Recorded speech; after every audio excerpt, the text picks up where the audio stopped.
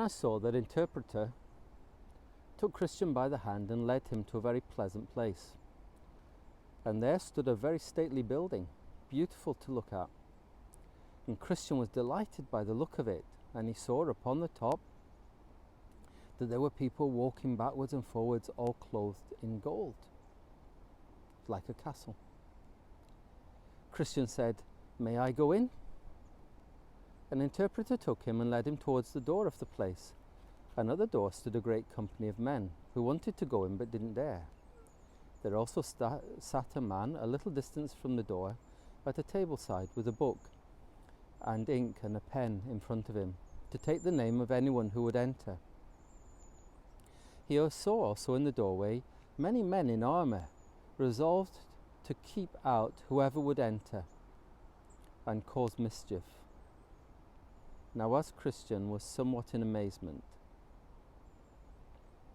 At last, when every man startled back for fear of the armed guards, Christian saw a very stout-looking man come up to the one sat at the table and say, "Set down my name."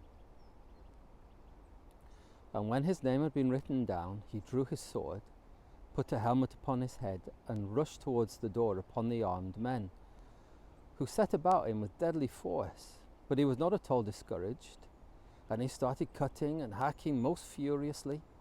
So after he had received and given many wounds to those who attempted to keep him out, he cut his way through them all, and pressed forward into the palace, at which there was a pleasant voice from all of those within, even from those who walked upon the top. Come in, eternal glory you shall win." So he went in, and he was clothed with such garments that they had gold and beautiful.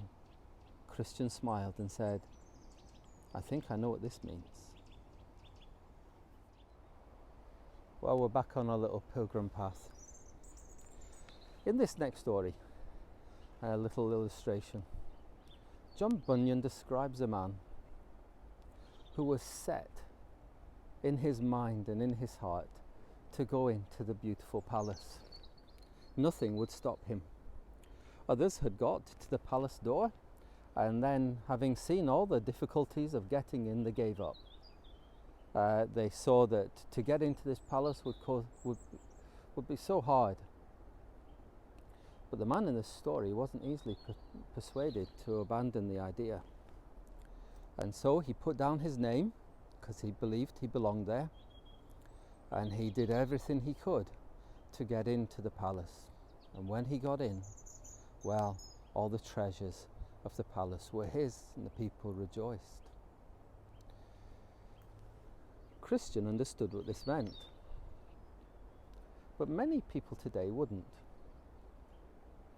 What it means is there's a biblical theme here, and the theme is to get in the kingdom of God. It's not an easy thing. To be a Christian is not an easy thing. You have to devote yourselves to it. You have to fight for it. You have to work hard. You have to resolve in your mind that you want to be nowhere else but with God and in the palace.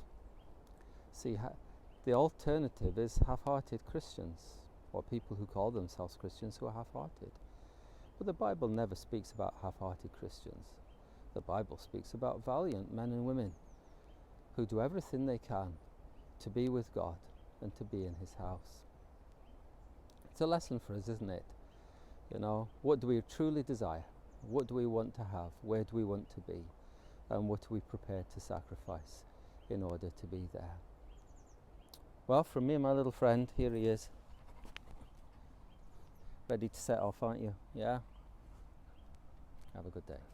God bless you.